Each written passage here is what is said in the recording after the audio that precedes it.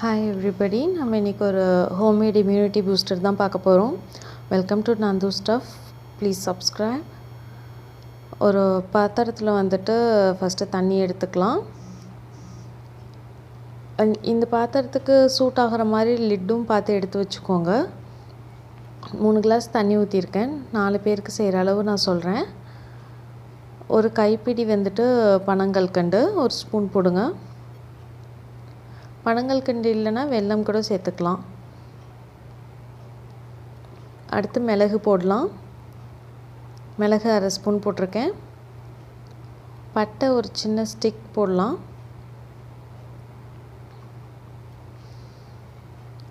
அடுத்து ஸ்டார் அனஸ்ன்னு சொல்லுவோம் இல்லையா, பிரியாணிக்கெலாம் யூஸ் பண்ணுவோம். நீங்கள் குருமா டைப்பில் எது செஞ்சிங்கனாலும் இதை மஸ்ட்டாக ஆட் பண்ணிக்கோங்க. இதில் நல்ல இம்யூனிட்டி இருக்குது. இதில் இம்யூனிட்டி நல்லா ரைஸ் பண்ணும். அடுத்து சோம்பு ஒரு ஸ்பூன்,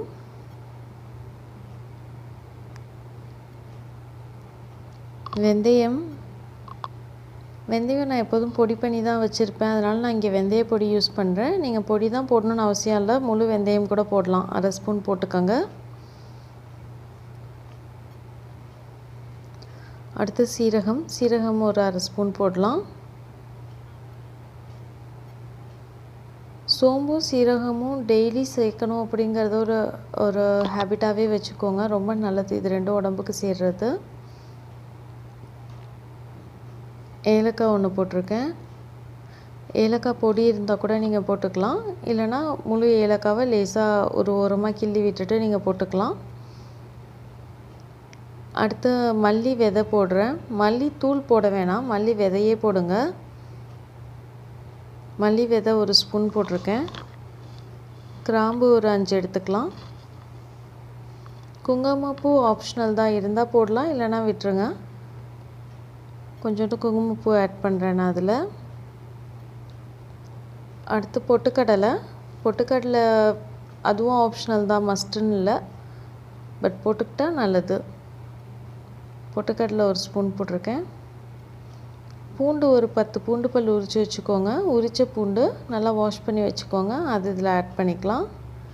இதில் நான் இப்போது மஞ்சத்தூள் ஆட் பண்ணலை. இது எல்லாத்தையும் நல்லா கொதிக்க வச்சு எடுத்ததுக்கு அப்புறம் தான் நான் மஞ்சத்தூள் ஆட் பண்ண போகிறேன். ரொம்ப நேரம் மஞ்சத்தூள் கொதிச்சதுன்னா அதில் அவ்வளோ சத்து இருக்காது, அதுக்காக. இப்போது இது நல்லா பாயில் ஆகிடுச்சு.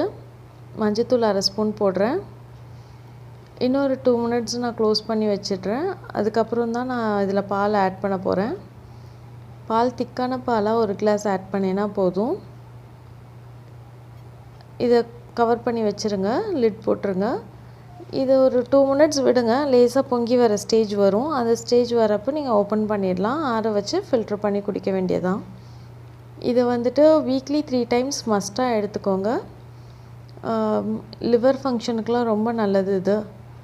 ஸோ ட்ரை பண்ணி பார்த்துட்டு கமெண்ட் செக்ஷனில் ஷேர் பண்ணுங்கள். தேங்க்யூ. Please subscribe. Bye-bye.